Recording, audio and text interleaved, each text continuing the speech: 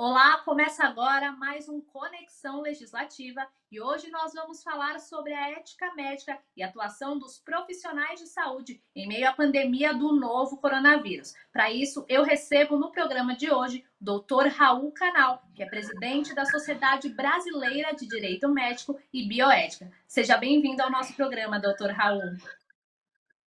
Olá, Amanda. Olá, telespectadores da TV Alesp. É um prazer estar com vocês. Obrigado pelo convite. Doutor Raul, durante esse momento que nós estamos enfrentando, a gente tem visto os profissionais de saúde muito engajados em entender melhor a doença, os sintomas e também ajudar aquelas pessoas que acabam sendo infectadas pelo novo coronavírus. Gostaria que o senhor falasse sobre a atuação dos profissionais de saúde na linha de frente no combate à pandemia do novo coronavírus, que tiveram a rotina bastante alterada, né? Com toda certeza, Amanda, e às vezes nós não temos essa sensibilidade, cliente infectado pelo coronavírus, que tem um parente na UTI, e essa internação é de uma semana, duas, às vezes 3 semanas. Eu conheço gente que ficou um mês internado em UTI ou semi-UTI. Então, para o paciente é uma aflição, uma angústia, é o medo de morrer, é o medo de ser entubado, é o medo de não ser daí, a família, o medo de perder o ente querido. E isso gera uma pressão muito forte, não apenas no médico, nos enfermeiros, em todos os profissionais de saúde, que já estão com uma jornada de trabalho sobrecarregada, estão sendo muito demandados, pressionados, e esse profissional da saúde está em contato direto com o infectado, podendo ele próprio ser infectado, e ele tem o pai, a mãe em casa, o avô, a sogra, a esposa, os filhos, ele tem o medo, o receio, a angústia de estar levando o vírus para casa também. E a gente não tem, às vezes, essa sensibilidade, essa empatia, e a gente exige muito mais do profissional da saúde. E temos que entender que tanto o enfermeiro, o auxiliar, o médico, nenhum deles foi capacitado, foi preparado para enfrentar uma pandemia como estamos enfrentando. Nunca antes a humanidade imaginou viver uma situação como essa. Então, a pressão psicológica, a demanda, a exigência sobre-humana que nós exigimos desses profissionais é uma coisa que nós temos que entender. Ele também é um ser humano, com as suas angústias, com os seus problemas, com a sua família, com os seus entes queridos em casa. Às vezes ele próprio já foi infectado, já foi internado também, ele tem um ente querido, alguém da família infectado e internado também. Então é uma questão sobre-humana. É o profissional mais exposto e de quem mais nós temos exigido nesse momento de angústia, de inquietude, de excepcionalidade pela qual a humanidade atravessa. O senhor citou essa questão da pressão psicológica. É claro que esse aumento de demanda nos hospitais gera um cansaço físico, mas também acaba tendo um impacto muito grande na saúde mental. Como o senhor citou, são pessoas que têm famílias, que têm o receio de voltar para casa e levar o vírus, têm o receio de ser infectado. Gostaria que o senhor falasse sobre o impacto da saúde mental nesses profissionais de saúde e também sobre o que pode ser feito. Esses profissionais poderiam, por exemplo, ter um auxílio psicológico? Como é que as unidades de saúde podem proceder com relação a isso na tentativa de gerar esse bem-estar psicológico aos profissionais que estão tão expostos nos hospitais? Veja bem, Amanda, na categoria dos profissionais de saúde, dos médicos, sobretudo, nós estamos fazendo um estudo de todos os óbitos de médicos ocorridos no Brasil, separado por estado, desde 2000. E uma coisa que nos impressionou por demais é o índice de suicídios entre os médicos é 11 vezes maior do que no restante da população. Por quê? Justamente por esse contato com a dor humana, por esse contato com a angústia humana, o médico, o profissional de saúde, ele convive diariamente com as angústias, com as dores, com os sofrimentos, não apenas do paciente, mas também dos seus familiares. E num momento de excepcionalidade como esse, em que ele está sendo muito mais demandado, muito mais pressionado do que em situação normal, seria necessário, seria fundamental que as secretarias de saúde, estaduais, municipais, que o Ministério da Saúde e que os hospitais privados colocassem à disposição dos profissionais de saúde um apoio psicológico. Infelizmente, isso não está ocorrendo. É muito pelo contrário. Na maioria dos municípios e na maioria dos hospitais privados também, não estão oferecendo ao profissional de saúde os equipamentos básicos de proteção individual. Ou seja, nós nos angustiando com álcool gel, com luva, com propé, com máscara, com tudo mais, e o profissional na linha de frente, em contato direto com os infectados, às vezes não tem os equipamentos de proteção individual. Então, se nós não temos os EPIs, que seria uma coisa fundamental, como é que eu vou exigir um apoio psicológico? Mas seria necessário, seria fundamental que os hospitais e as secretarias de saúde colocassem à disposição também, não apenas do médico, do enfermeiro, do técnico, um apoio psicológico, uma assistência psicológica, sobretudo nesse momento de angústia que nós vivenciamos na atualidade. Doutor Raul, como é que esse atendimento psicológico, esse suporte, poderia garantir que as pessoas tivessem um atendimento melhor, né? Poderia auxiliar esse profissional de saúde no contato com o paciente infectado ou com aquela família e, claro, além de preservar a própria saúde mental. Além de preservar a saúde mental dele, do próprio profissional, isso vai afetar diretamente no tratamento, né? Na formação de um diagnóstico, na definição de uma conduta médica, uma conduta clínica, ao ministrar um medicamento. Se o enfermeiro, se o médico não está bem psicologicamente, se ele está desequilibrado, como é que ele vai raciocinar, como é que vai formar um diagnóstico, como é que vai optar entre uma e outra conduta médica. E falar em conduta médica, conduta clínica, conduta terapêutica, a gente vê pelos meios de comunicação as divergências conflitantes que há entre os cientistas, né? Usa ivermectina, não usa. Usa cloroquina, não usa. Usa hidroxicloroquina, não usa. Quer dizer, se no meio científico há divergências, se entre os governadores, prefeitos, entre o Ministério da Saúde, a Secretaria de Saúde, o Ministério da Saúde, o Conselho Federal de Medicina e a própria OMS, a OMS, você vê na conduta terapêutica da hidroxicloroquina, nesse protocolo, ela já mudou de opinião 3 vezes. Quer dizer, a maior autoridade mundial, certo? Que está lá no ar-condicionado, examinando apenas estatísticas, examinando números, mudou de opinião 3 vezes. Você imagina o profissional na linha de frente, quando ele tem que decidir em alguns minutos, com toda a pressão da família. A OMS ninguém está pressionando, não tem um familiar angustiado, puxando o jaleco, gritando, pedindo uma definição. Ela mudou de opinião 3 vezes. Imagina o profissional na linha de frente, em contato direto com o doente e com a família. Às vezes o doente quer uma conduta clínica, os familiares são contra. Às vezes tem um médico na família que é contra a conduta adotada pelo médico assistente. Então, imagina a angústia, isso tudo sem um apoio psicológico. Então, os hospitais teriam que ter as áreas de descompreensão mental para que esses profissionais pudessem confessar as suas inquietudes, as suas angústias e ter um apoio psicológico antes de voltar para a sua residência e não levar essas angústias, essas inquietudes, essas incertezas para o seu meio familiar e voltar mais angustiado no dia seguinte. Então, temos que ter essa sensibilidade. Isso tem que partir de quem? Começa da autoridade máxima, que é o nosso Ministério da Saúde, passar pelas Secretarias de Saúde, o CFM, os CRMs, as associações médicas, sindicatos de médicos, sociedade de especialidade, exigir isso dos planos de saúde, dos convênios, das operadoras, dos hospitais e das secretarias de saúde. Nós estamos vivendo um momento atípico, né? Que tem trazido vários impactos e especialmente na área da saúde. O senhor citou uma coisa que tem gerado muitas dúvidas, né? Com relação à conduta clínica.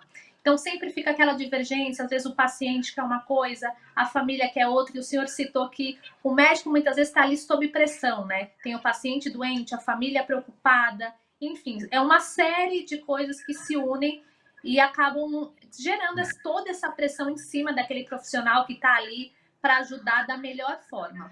Como é que os médicos têm que agir diante dessa situação, dessa divergência na hora da medicação ou de um determinado procedimento? E no caso, se o paciente decide ou pede para o médico receitar um determinado medicamento, isso pode ser feito? Qual que é a responsabilidade do médico nesses casos? Perfeito, veja bem, o médico tem a soberania da conduta clínica, ele não pode ter exigência, por exemplo, O caso típico nós vivenciamos da hidroxicloroquina e da cloroquina, né? O paciente quer usar. O médico prescreve se ele tiver a certeza clínica, se ele tiver o convencimento que aquele remédio realmente é eficaz e que os possíveis efeitos colaterais são menores do que eventuais danos que causariam sem essa conduta. Então, o médico só prescreve se ele tiver a certeza clínica. O paciente não pode exigir do médico que ele prescreva um remédio, um medicamento, de cuja eficácia o médico não tenha certeza, não tenha tranquilidade. Perfeito? Por outro lado, também o médico não pode impor ao paciente. Se o médico tem a certeza da eficácia daquele medicamento, mas o paciente não quer se sujeitar àquela terapêutica, o médico não pode impor, certo? O Código Civil brasileiro, ele resguarda ao paciente, ao doente, a decisão final. Então, vamos lá, como é que procede? O médico quer uma conduta clínica, mas o paciente não quer. O médico não pode impor. O paciente quer, mas o médico não tem certeza e não quer prescrever. O paciente tem que exigir a mudança do médico. Eu quero ser tratado por outro médico e não por esse. A decisão final é do paciente, mas não pode ser imposto ao médico uma conduta clínica da qual ele não tenha convencimento. Mesmo que haja um protocolo da OMS, mesmo que haja um protocolo do CFM, mesmo que haja um protocolo do Ministério da Saúde. São protocolos indicativos, não são coercitivos, não são impositivos. Você não pode impor ao médico uma conduta, como também não pode impor ao paciente. Então, tem que haver um consenso entre o paciente ou os seus familiares, o seu responsável legal e o médico assistente. Se não houver esse consenso, tem que se trocar de médico. A gente citou também, doutor Raul, a questão dos equipamentos de proteção individual, que são essenciais, né, principalmente ali para os médicos que estão na linha de frente, cuidando daquele paciente que está infectado. No caso da falta desses equipamentos, como é que o profissional de saúde tem que agir? Quais são os direitos dele nesse momento? Veja bem, ele tem que denunciar ou o diretor do hospital, a direção técnica daquele hospital, seja ele público ou privado. Em sendo público, ele tem que denunciar a Secretaria Municipal de Saúde ou a Secretaria Estadual, se for no hospital estadual. Denunciar a quem? Ao Conselho Regional de Medicina, ao Ministério Público, certo? À Agência de Vigilância Sanitária. Ele não pode ser obrigado a trabalhar sem os equipamentos de proteção individual, sobretudo nesse momento. Se eu exijo que as pessoas transitem em shopping center, em avenidas, em logradouros públicos, com uma máscara respiratória facial, eu não posso impor ao profissional que ele faça um contato com o paciente sem ter a máscara de proteção ou aquele escudo facial, sem ter as luvas, sem ter todos os equipamentos de proteção individual. Ele pode se negar a trabalhar e denunciar aos órgãos competentes. Doutor Raul, ainda falando sobre essa questão nos hospitais, outra coisa que tem gerado muitas dúvidas é com relação aos serviços prestados pelos planos de saúde. A gente está aí vivendo um momento em que existem diferentes tipos de testes, né? Tem PCR, teste sorológico, enfim. Mas as pessoas ficam na dúvida se elas podem fazer esse tipo de testagem com a cobertura do plano de saúde. Como é que fica essa questão? O plano pode, por exemplo, cobrar uma taxa ou uma diferença no caso da pessoa estar ali com a suspeita de Covid-19 e precisa testar. Isso pode ser cobrado a mais? Quais são os direitos das pessoas que têm essa cobertura por plano de saúde? Muito embora não esteja elencado no rol de procedimentos, a ANS já no princípio da pandemia decretou, através de uma resolução, que as operadoras de plano de saúde são obrigadas a custear esses exames para a detecção da infecção pelo vírus.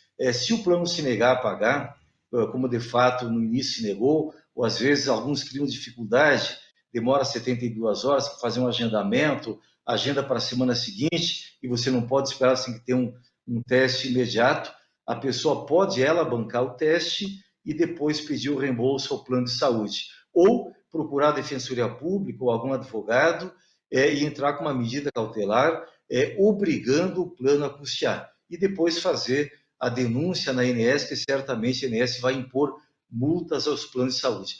Mas o plano de saúde não pode negar nem os exames de detecção e nem tampouco qualquer espécie de tratamento para a recuperação daquele paciente. Se houver negativa, deve denunciar ao Ministério Público e Agência Nacional de Saúde suplementar, para buscar uma medida cautelatória que garanta uma antecipação de uma tutela judicial, ou contrata um advogado, ou procura a Defensoria Pública no seu município e ingressa com ação contra o plano de saúde. E se a pessoa não tiver plano de saúde, ingressa contra a Secretaria Municipal ou a Secretaria Estadual de Saúde para que o município ou o Estado banquem aquilo. Mas tem que haver o custeio total. O plano de saúde não pode aumentar hoje a cobrança, a mensalidade, a anuidade, em função do coronavírus. Inclusive, não pode, a ANS já decretou, até 31 de dezembro, até o final do ano, não pode haver nenhuma majoração das mensalidades. No ano que vem, nos aniversários das apólices dos contratos, ele pode, mediante uma planilha de sinistralidade, ele pode pleitear junto à ANS um reajuste das mensalidades. Nesse ano não pode. Tem que fazer o custeio, tem que propiciar a cobertura, sem qualquer majoração, sem qualquer cobrança extraordinária. A gente sabe que algumas pessoas são infectadas, necessitam de internação e, nos casos mais graves, até de outros procedimentos ali no intuito de salvar a vida daquela pessoa. Como é que os planos têm que reagir a essa situação? Porque a gente viu, doutor Raul, muitos leitos ocupados e até faltando leitos em alguns hospitais. No caso da pessoa que tem o plano de saúde tem a obrigação de repente, transferir essa pessoa para um outro hospital que possa atendê-la? Como é que a gente tem que agir durante essa situação? Porque muita gente que tem o plano de saúde fica com esse receio, né? Que paga ali todo mês aquela quantia e será que pode em algum momento não ser atendido, não ter leito, por exemplo, se essa pessoa precisar? Bom, a questão de leitos de UTI é um problema crônico no Brasil, não é por questão da pandemia, né? Historicamente, sobretudo no serviço público, eu fiz um estudo ano passado, escrevi um artigo sobre isso, inclusive, e o nome do artigo era Sobram vagas no Maracanã, faltam vagas na UTI. O ano passado, no Rio de Janeiro, nós tínhamos uma deficiência de 3 mil vagas por dia de UTI. 3 mil vagas só no estado do Rio de Janeiro. E eu fiz uma comparação, o Maracanã com 78.300 vagas, né? Se tivessem feito 3 mil vagas a menos no Maracanã, teriam conseguido 3 mil vagas de UTI com o mesmo dinheiro. E o Maracanã, historicamente, apenas 2 vezes ele foi lotado, né? E naquele ano houve 59 jogos apenas no Maracanã e a média de público tinha sido 22 mil torcedores, ou seja, em cada jogo sobraram aí 56 mil vagas no Maracanã. E durante mais de 320 dias do ano, ele ficou totalmente desocupado, enquanto faltavam 3 mil vagas na UTI. Então, historicamente, sempre faltaram vagas na UTI. Não é questão da pandemia. Em plena pandemia, hoje, no Distrito Federal, nessa semana, aqui em Brasília, os leitos públicos estão com uma taxa de ocupação de apenas 55%. Logicamente, já considerando o hospital de campanha que foi construído. No serviço privado, está na faixa de 70% a taxa de ocupação de leitos de UTI. Então, em cada estado, em cada município, nos grandes municípios, há os serviços de regulação, sobretudo o estado de São Paulo, o município de São Paulo, que é o nosso público maior hoje conversando conosco, certos hospitais de campanha, a SPDM, que administra aí mais de 25 mil leitos, eu não tenho notícia que estejam faltando os leitos. Então, você tem um serviço de regulação e, com certeza, ou no serviço público ou no privado, você consegue uma vaga. Se, porventura, não houver vaga, na Defensoria Pública, uma medida cautelar, os juízes têm concedido liminares e aí os gestores, o problema deles é, através do serviço de regulação, buscar uma vaga para albergar esse paciente. Então, os familiares têm que procurar Defensoria Pública, Ministério Público e, através do serviço de regulação, com certeza, conseguirão uma vaga. Nós tínhamos um medo muito grande no princípio da pandemia. Para você ter uma ideia, as pessoas não têm notícia disso, mas o medo do ministro Mandetta e a sua equipe no princípio é que nós chegássemos a 5 milhões de mortos no Brasil. Esse era o grande medo, essa era a expectativa, por isso, aquele susto inicial. Graças a Deus, pelas medidas preventivas que foram tomadas, ficamos muito longe. A realidade é triste, a realidade é cruel, quase 200 mil, quase 200 mil vítimas já, não é uma coisa para a gente ficar tranquilo, mas a expectativa era muito maior, que nós chegássemos a 5 milhões, e aí nós estaríamos falando talvez em 30 milhões de pessoas precisando de leitos de UTI. Realmente seria um colapso total, e não chegamos a isso. Graças a Deus, a coisa foi muito aquém do que aquilo que se imaginava. Doutor Raul, uma outra questão aí trazida pela pandemia foi o uso da telemedicina, né? A gente vê que algumas pessoas têm o receio, de repente, de ir até uma consulta e acabam optando pela internet, né? Pela essa possibilidade de conversar à distância com o profissional da saúde para se consultar, para uma orientação. Gostaria que o senhor falasse sobre as questões éticas que estão envolvidas na telemedicina. O que precisa ser seguido pelos médicos? O que pode ser feito nesse atendimento à distância? O que nós temos alertado, sobretudo os médicos, Amanda, é a questão como a coisa hoje está regulamentada de forma precária, né? Então, tanto a portaria do Ministério da Saúde quanto a lei federal que regulamentou a telemedicina, ela só vale durante a pandemia. Então, no dia em que a OMS disser acabou a pandemia no mundo, não tem mais a pandemia, a telemedicina deixa de estar regulamentada, certo? A regulamentação é precária. O que nós temos orientado é que, embora seja uma regulamentação precária, o atendimento não pode ser precário. E o que tem acontecido é que muitos médicos, talvez a maioria deles, esteja fazendo telegambiarra e não telemedicina. O que é a telegambiarra? É você fazer uma consulta médica usando algum aplicativo ou algum recurso, alguma ferramenta tecnológica, como nós estamos usando agora para essa entrevista. Estamos falando através do Skype. O Skype não pode ser usado para telemedicina. O Telegram é uma ligação por videoconferência através do Zoom, através do Google Meet, através do WhatsApp, isso não é válido. Por quê? Esse recurso tecnológico vale para uma entrevista, para uma conferência, para uma palestra, não para uma consulta médica. Por quê? Primeiro, ele não oferece os protocolos de segurança, criptografia ponta a ponta. Qualquer hacker pode invadir e pode acompanhar essa consulta.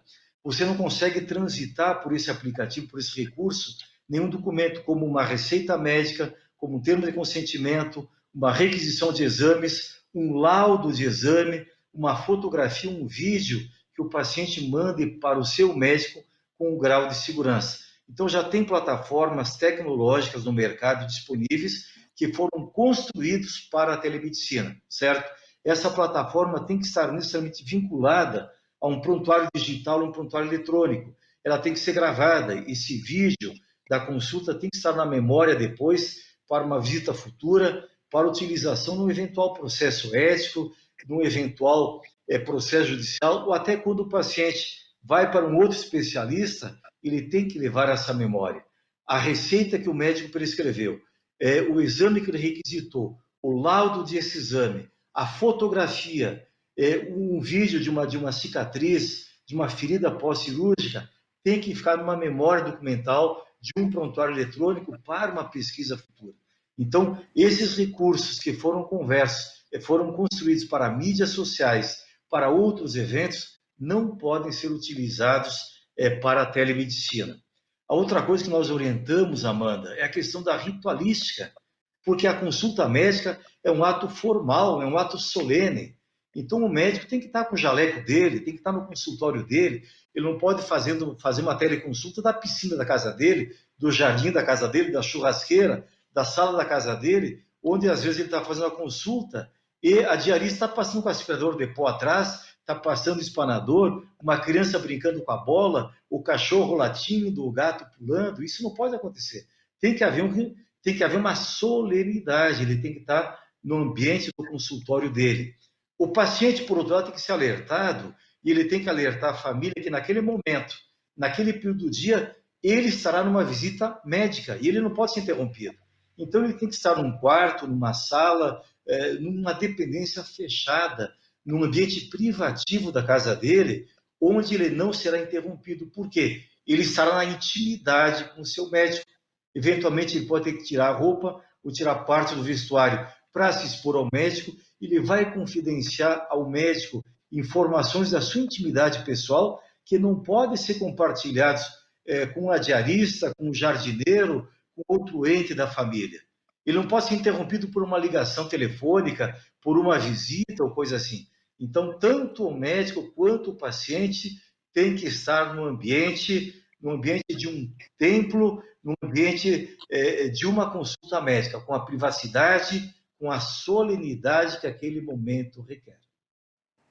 Doutor Raul, nosso programa está se encaminhando para o fim, mas eu gostaria que o senhor falasse um pouco sobre... Passou rápido. Eu gostaria que o senhor falasse sobre os impactos que a pandemia pode deixar na medicina. A gente tem visto aí novos protocolos sendo adotados no atendimento aos pacientes, o uso da telemedicina. A pandemia pode deixar algum legado positivo? Pode, por exemplo, aprimorar o uso da telemedicina? Qual é a avaliação que o senhor faz? Com toda certeza, eu escrevi um artigo sobre isso, que nada provoca mais impacto ou mais mudança em uma sociedade, sobretudo mudanças comportamentais, do que uma guerra ou uma pandemia. Para você ter uma ideia, a anestesiologia, ela veio de uma guerra. A medicina intensiva foi criada durante guerras, entendeu? As grandes descobertas, muitos avanços da medicina vieram nas guerras, né? Então, na guerra e nas pandemias. Então, alguns hábitos, sobretudo hábitos sanitários, comportamentais, que nós adquirimos durante a pandemia, e quando eu digo nós, não apenas nós, a sociedade como um todo, mas os profissionais de saúde também.